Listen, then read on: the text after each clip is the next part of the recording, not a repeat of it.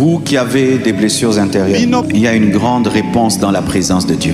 Quand tu as mal, les hommes t'ont fait mal, la vie t'a fait mal. De la même manière que nous courons à l'hôpital, il y a un hôpital des blessures intérieures, la présence de Dieu. Même si tu n'auras pas des paroles, parce que les blessures des fois font manquer même la prière. Tu n'as rien à dire à Dieu. Tu as tellement mal que tu n'as rien à dire. Mais malgré que tu n'as rien à dire, reste seulement là. Tu vas seulement dans la présence de Dieu.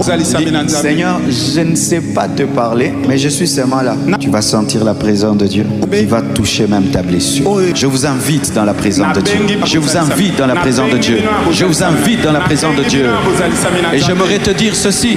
Lorsque tout le monde pense que tu es guéri, Dieu peut savoir que tu n'es pas guéri et lui peut rester jusqu'à ce que tu seras guéri. Quand on fait des deuils, il y a beaucoup de gens qui pensent après 40 jours, le deuil est fini. Et ça fait quoi? Tu te regardes, ça va? Toi si tu dis ça va. Mais alors que c'est là que le deuil a commencé, lorsqu'il n'y a personne. Mais il y a quelqu'un qui reste à côté de toi. Il y a quelqu'un qui reste à côté de toi. Dieu est près des cœurs abattus. Il est à côté, à côté, à côté. Pourquoi? Parce qu'il sait que s'il laisse ton cœur abattu, Satan va les récupérer. Les démons vont les récupérer.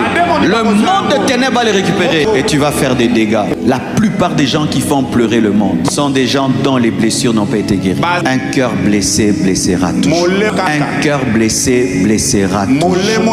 Une femme se marie et puis elle dit à son mari, les hommes m'ont fait mal dans la vie et j'avais décidé de me marier pour faire du mal à cet homme en mémoire de tous les hommes qui m'ont fait du mal. Lui maintenant il a fait quoi? Innocent Moué. Et vous pouvez croire que c'est banal. Il y a des filles qui ont de telles décisions. Ils voient comment son père a maltraité sa mère. Il dit, moi, on ne va pas jouer avec moi comme ça. L'homme là que je vais épouser va sentir. C'est-à-dire pendant que vous dites, voulez-vous, voulez-vous, elle a la chicote de accepte seulement, tu vas voir. Une fois seulement que tu la mets à la maison. Je peux avoir de l'eau aux Angamakolo. Tu m'as marié pour commencer à m'envoyer. Pardon. C'est réel. Il y a des hommes, il a souffert tellement de pauvreté. Il était blessé par la pauvreté qu'il a décidé, le jour que j'aurai l'argent, je vais me venger. Quand il était pauvre, il cherchait des femmes terribles. Ces femmes le rejetaient. Le jour qu'il a l'argent, il commence à jouer avec ces femmes.